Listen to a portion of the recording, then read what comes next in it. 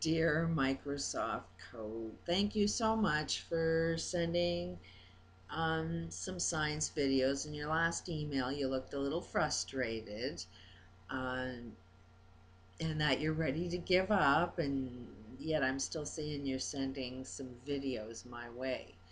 Um, I'm not a textbook of terms that is going to understand every single aspect of quantum physics that I'm going to teach the subject.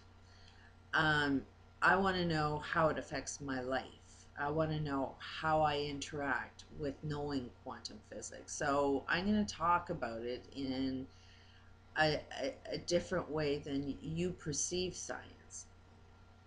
So I'm not going to be a walking textbook and be able to recite, well, when this happens, then this happens, then this happens.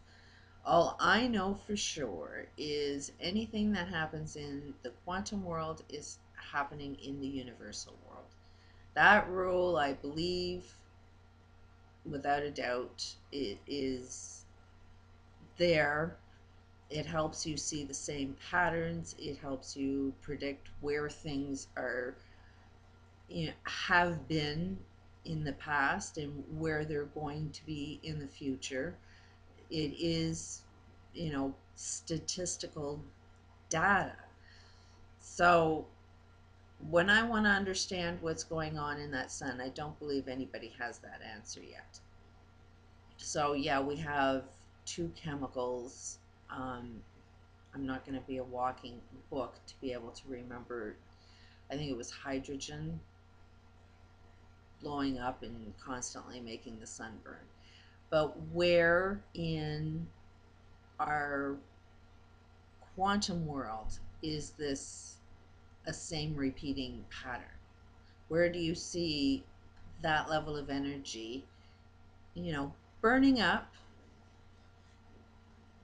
and black holes?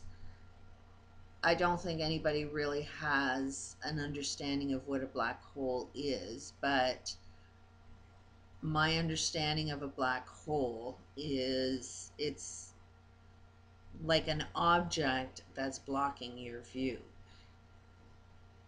It looks like a hole that is sucking up atoms or particles or whatever. Um, but nobody is understanding what they are, and it's like as soon as they take a totally different perspective of it, a different view of it, I don't believe they have satellites out there that take a view of the whole universe. Like I just don't think that if they do have that much information, they're not spreading it. Because I think there's an awful lot about the universe that we don't understand. Because if that one science rule says what's out in our quantum world is exactly the same as the universal world, it makes no sense to go out into the bigness of ourselves. It just doesn't make any sense that that is our evolution. It's like those are, it just seems that we are to develop from internally, like from the quantum sense of ourselves will change the bigness of ourselves. So it's like, to go out of space is like going, to the outer limits of your skin, you know, just to see who you are, I guess. I don't know, but something's happening within our universal world. It's been a study of trying to understand what's out there so we can understand who we are. Um, but I think everything that I'm viewing is confirming the reality that the bigness of ourselves, we've been taking a view that whatever's happening outside of us is what's affecting us. And that puts us in a position of zero control. You cannot stop that. That's like there is no free will. um, Shit's going to happen no matter how hard you try. So it puts you in a losing position right away. But if you view the whole universe, the whole experience as you are the creator of, you are the thing that is affecting the whole entire universe, then that puts you in a position of power. And you can perceive everything else completely different.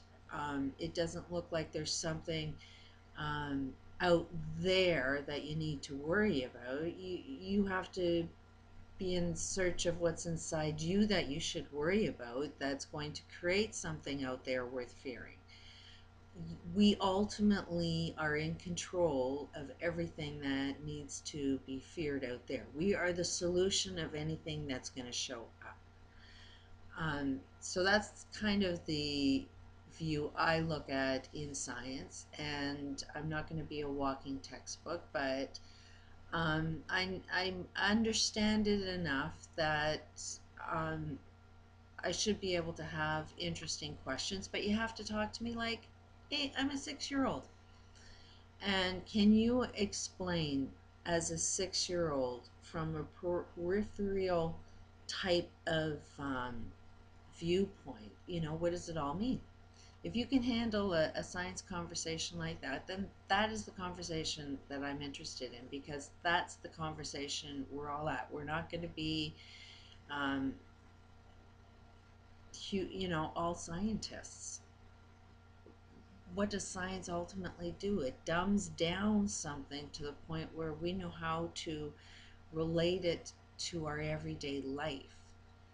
So, and we need to change our perspective from the universe doing to us doing to the universe, and then all of our sciences will change. But it is a change in perspective. So, hope you can hang in with the conversation with me, because, yeah, it brings it right down to grade 6 level. Peace out.